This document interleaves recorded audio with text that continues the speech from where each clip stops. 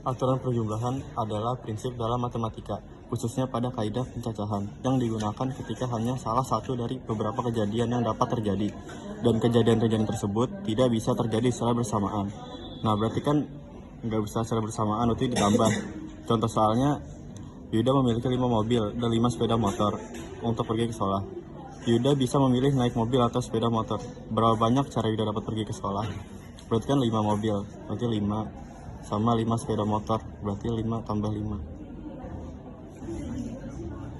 sama dengan 10. Jadi ada 10 caranya. Terus yang kedua ada aturan perkalian. Aturan perkalian dalam kaidah pencacahan digunakan untuk menghitung jumlah total cara suatu peristiwa dapat terjadi jika beberapa tahapan proses atau kejadian harus terjadi secara bersamaan. Nah, kalau bersamaan berarti dikali. Contoh soalnya, Jeril akan pergi ke mall dan ingin mengenakan pakaian lengkap. Ia memiliki pilihan pakaian berikut: 4 kemeja yang berbeda warna, 3 celana yang berbeda warna, dan 4 pasang sepatu berbeda. Berarti 4 kemeja, berarti 4 dikali celana kan 3, berarti 3 dikali 4 sepatu. Jadi ada 48 cara.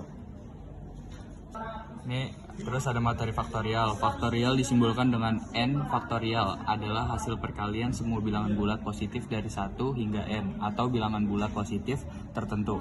Misalnya kayak 5 faktorial adalah kayak 1 kali 2 kali 3 kali 4 kali 5 itu hasil 120. Konsep ini digunakan dalam berbagai bidang matematika, terutama dalam kombinatorik untuk menghitung permutasi susunan yang memperhatikan urutan.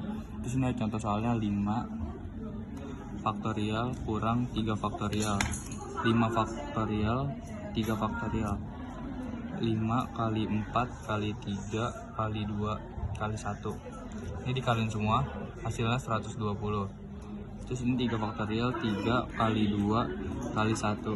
Ini dikaliin semua hasilnya 6. Terus ini kan 5 faktorial kurang 3. Ini berarti ini kurang ini. Berarti 120 dikurang 6 sama dengan 114. Nah, sekarang permutasi dengan semua unsur yang berbeda.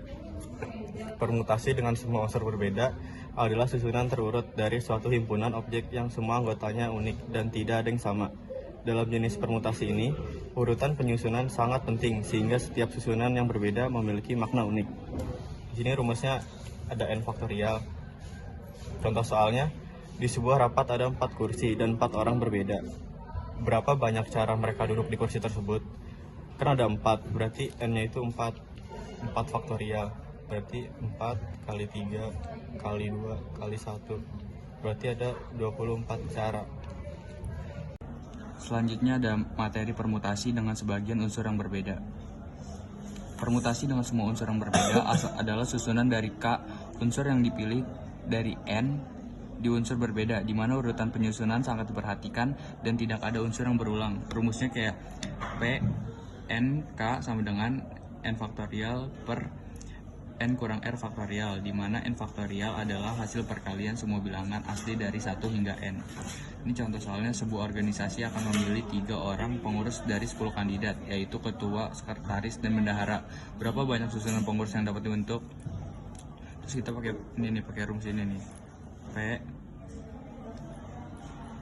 n k n faktorial per n kurang r faktorial. Ini n kita bisa tentuin kalau n itu 10 faktorial dikurang 10 kurang 3 faktorial. Terus ini 10 faktorial per 10 kurang 3 7 faktorial. 10 9 8 7 faktorial. Ini 7 faktorial. Terus ini saya coret, hasilnya 720. Dengan beberapa unsur yang sama. Permutasi dengan beberapa unsur yang sama adalah perhitungan jumlah susunan berbeda dari suatu himpunan objek yang mengandung unsur-unsur yang identik, di mana urutan penyusun objek tetap diperhatikan. Ini berarti kita nyari dulu yang sama nih. Misalkan ada contoh soal beberapa banyak susunan yang berbeda dari huruf-huruf pada matematika. Di sini matematika.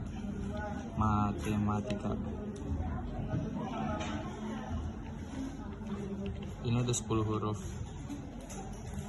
Terus ini berarti n-nya sama dengan 10. Terus ini ada rumusnya P n faktorial K1, K2, K3. Cara nyari K1, K2, K3 nya begini nih. Ini K1. K1 nya sama huruf yang pertama ada M kan, ada M. M nya berapa tuh? Ada 1, 2, ada 2.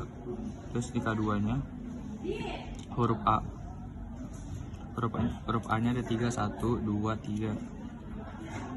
K3 nya ada huruf T. T nya ada 2, yang 1, 2. Nah ini masukinnya langsung perumus nih. N kan 10 faktorial. Terus K1 nya 2 faktorial, K2 nya 3 faktorial, K3 nya 2 faktorial.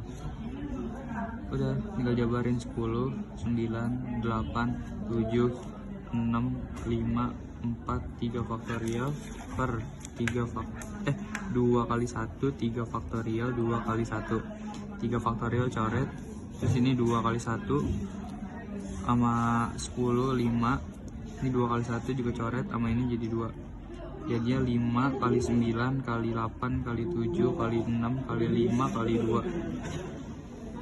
Nih hasilnya 151 200. Jadi saya mau jelasin formulasi siklis. Formulasi siklis adalah penyusunan objek atau elemen dalam suatu lingkaran, di mana perputaran susunan dianggap sebagai susunan yang sama. Dalam susunan melingkar ini tidak ada posisi awal atau akhir yang jelas, dan rotasi dari satu susunan yang sama dihitung sebagai satu cara. Di sini contoh soal, ditanyakan ada 4 orang yang akan duduk mengelilingi meja bundar. Ditanya berapa banyak susunan berbeda yang dapat mereka buat. Nah, jadi situ ada rumusnya. Rumus dari permutasi siklis itu T sama dengan buka kurung N kurang 1 faktorial kan. Tadi tanya ada 4 orang yang akan duduk mengelilingi meja bundar. Nah, ini itu 4 dikurang 1 faktorial sama dengan 4 kurang 1, 3 itu faktorial. Jadi dikali 3 kali 2 kali 1 hasilnya 6. Nah ini jadi ya,